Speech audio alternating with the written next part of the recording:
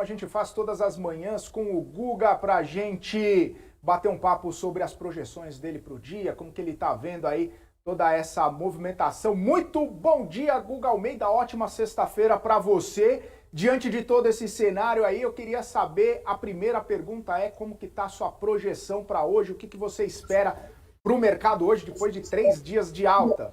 Bom dia. Bom dia, Felipe. Bom dia, pessoal.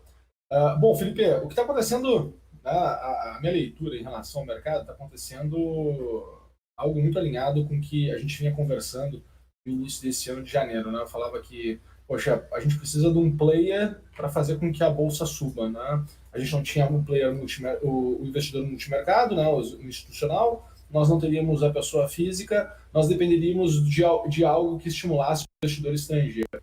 Na prática, né, o fato de Brasília estar nesse período, né, que não está ganhando foco, não está trazendo incertezas, né, não está trazendo insegurança, que querendo ou não trouxe ano passado, abriu uma janela para, de fato, né, o investidor estrangeiro conseguir tangibilizar melhor Brasil.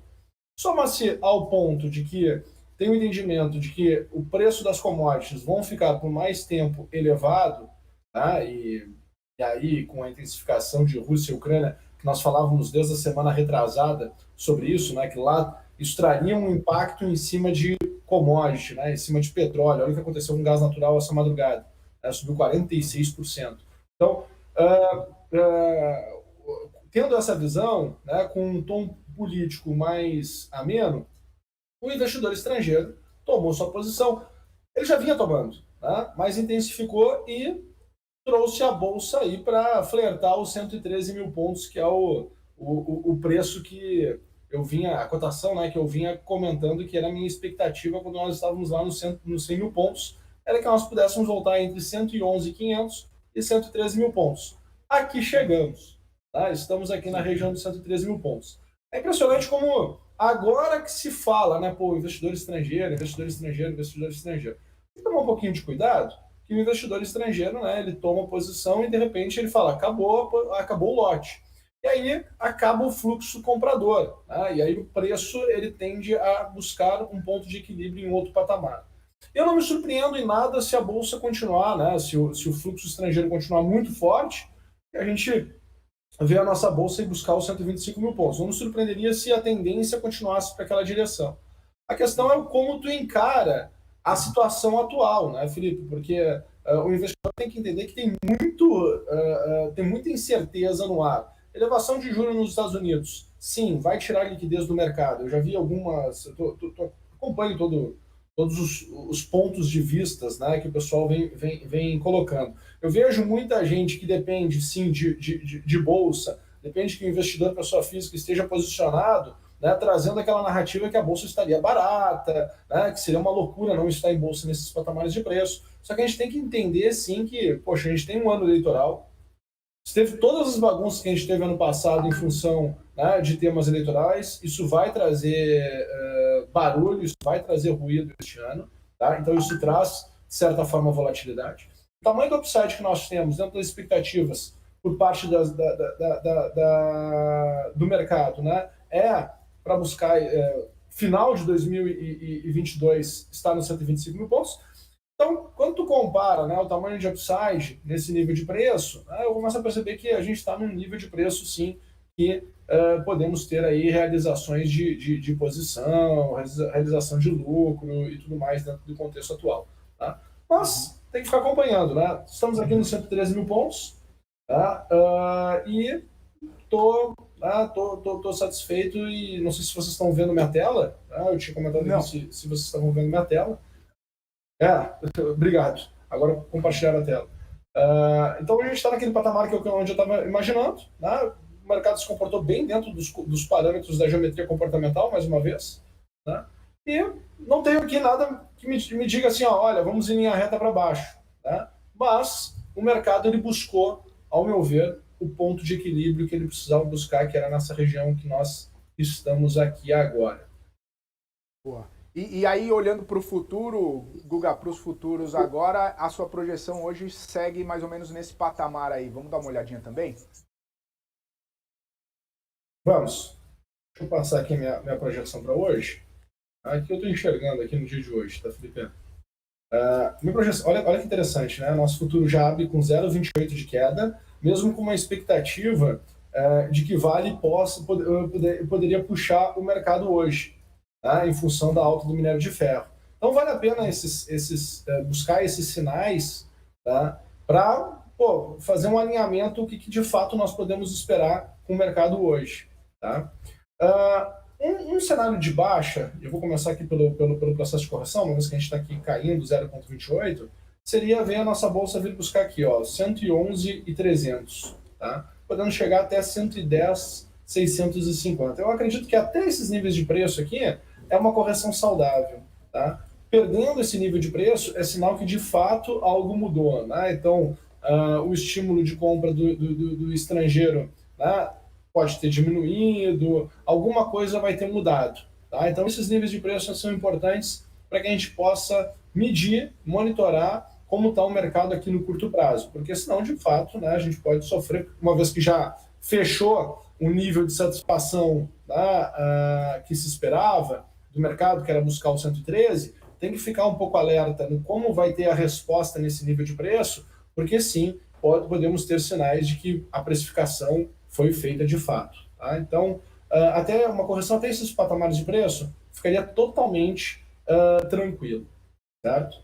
Agora, quando eu começo a olhar para cima, né, o movimento de alta, no caso, né, e começo a interpretar o que o mercado fez, né, como é que o mercado reagiu nos níveis de preço que nós estamos trabalhando aqui desde o dia 26 de janeiro.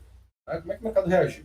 Bom, ali no dia 26 de janeiro, nós tivemos, ali no final do dia, tá, uma realização, querendo ou não, essa realização foi uma realização que teve uma correção aqui de 1,6% no movimento intradiário, é algo, né, se tu for analisar, é algo bem significativo, tá? É quase que 20% do movimento de alta, né, que nós tivemos desde os 100 mil pontos, então é algo significativo se tu for parar para pensar. Tá? Depois o mercado ele continua subindo, mas ele não consegue ter mais o que é uma estrutura de expansão. O que é uma estrutura de expansão? O mercado ele não consegue ganhar novos patamares de preço. Tá? O mercado ele não conseguiu ir para um patamar de preço mais alto, que seria buscar os 114.350, né? Ele não conseguiu chegar a esse nível de preço, pelo contrário, né? Ele parou aqui numa estrutura, aqui na região de 1,13 e voltou para dentro desse patamar de preço que estava trabalhando já desde o dia, né, o início do dia 26. Então começa a se questionar, né, o mercado ele começa a questionar esses patamares de preço. Tá? Então eu já começo a ficar esperando, olha, já tenho um certo viés porque é um nível que eu estava esperando. Né? Então, poxa, eu também tenho que entender as minhas fragilidades e a minha capacidade de analisar. Então eu já tenho, de certa forma, um viés porque chegou na região de 113. Então, né, já estou estimulado a começar a olhar baixa, né, naturalmente. E olhando para essas informações, tá, não me surpreendo com o mercado voltando aqui para 110.650. Certo? Para cima, o que eu consigo enxergar de possibilidade, tá, é o mercado conseguir trabalhar lá naquela região dos 114 e 450, né? 114, 400 e 114, 500. Consigo enxergar essa possibilidade, mas a gente vai ter muita dificuldade para superar aqui essa região dos 113 e 400. Tá? Então, o mercado já começa a ficar espremido. O movimento alta ele já começa a ficar espremido. Ele já não tem tanto upside como a gente tinha anteriormente, que era uma possibilidade de ter um movimento bem amplo, bem forte de alta. Tá? Ele já começa a espremer. E aí já começa a mostrar sinais, né, quando começa a medir o comportamento do preço, que de fato a gente está numa região que o mercado, né, a vantagem, né, que se tinha pelo nível de preço que se estava, né, já não compensa o investidor tomar posição a qualquer preço. Tá? E aí sim a gente começa a ter um ambiente onde fica mais propício para a realização. Né? A gente já está caindo aqui 0,55%. Ô Guga, só pra gente, você comentou, você deu a deixa, o pessoal no chat está perguntando sobre essa movimentação do minério lá na China. Como que você avalia aí o cenário para Vale, né? Mais de 7% lá na China o minério subindo. Será que a Vale pega uma parte dessa subida aí? Tomara que sim, tá, Felipe? Tomara que sim. Quando eu olho aqui para a Vale, tá? E já ir tentando entrar um pouco nos movimentos intradiários de Vale, o que eu tenho aqui de nível de preço importante, tá? Para vocês entenderem. O meu nível de preço importante é essa região de 83,25, tá? Eu tô acompanhando este movimento de preço, esse nível de preço aqui de Vale, certo? Uhum. Quando eu olho para este nível, né, de preço aqui, de Vale, eu por hora, né, eu não estou com gatilho operacional, isso olhando aqui já no movimento intradiário, eu estou olhando um movimento mais curto, não estou nem olhando o movimento mais longo. Tá? E o que eu gostaria, né, o movimento de alta, tá, para Vale é para ir buscar a região de 98. Tá? Eu acredito que Vale se mantendo aqui acima de 83,25 tem espaço para ir até R$ 98. Tá? Então, se o mercado ele tiver, né, e aí é o investidor estrangeiro continuando tomando posição. Tá? Se o mercado tiver condições de subir, perdão, eu consigo enxergar que o próximo movimento de Vale é para ir a R$ 98. Tá? Um cenário negativo, vamos imaginar, porque também Vale já vem acumulando uma alta, se nós olharmos desde o dia 18 de novembro, ele acumulou, né, se nós pegarmos mínimo e máximo, uma alta de 44%. Tá? É algo bem expressivo, é algo bem significativo, tá? E a gente tem que entender que esse movimento aconteceu. Mas Guga, ainda não chegou nas máximas históricas. Pois é, mas será que não tivemos um exagero naquelas máximas históricas? Tá? A gente tinha muitos players que estavam tendo que entrar no mercado. Eu acho que Vale era uma das posições mais interessantes, principalmente dos fundos multimercados, assim como o varejo, né? Então, a expectativa de Vale, expectativa de varejo, tanto que varejo e consumo sofreram muito, né? Em função exatamente desses players terem que zerar a posição. Então, é fluxo, né, que fez com que o preço fosse para o patamar que foi. Né? E agora, talvez, esse movimento de alta, né, me parece que foi chegar ali no nível mesmo de equilíbrio. Não me surpreenderia se fosse a R$ 98, né, mas eu acho que a grande, como o pessoal gosta de falar, né, no mercado, a grande gazela manca, né, a caça mais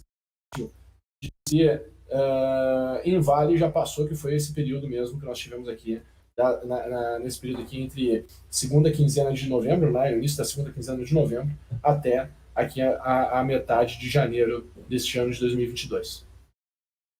Valeu, Guga! Daqui a pouquinho a gente volta a bater um papo aqui, porque nos Estados Unidos o destaque hoje é para o PCE,